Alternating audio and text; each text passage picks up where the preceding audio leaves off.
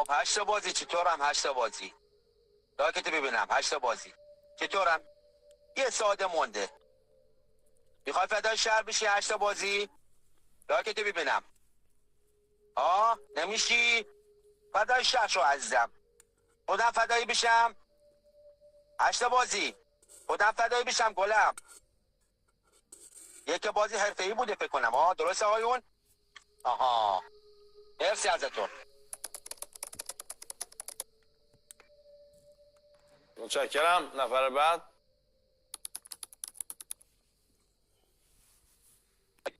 یک کلنگ شهر 8 بازی صفر رای آورده، 6 بازی یارش بوده. متی روز اول باید 6 بود.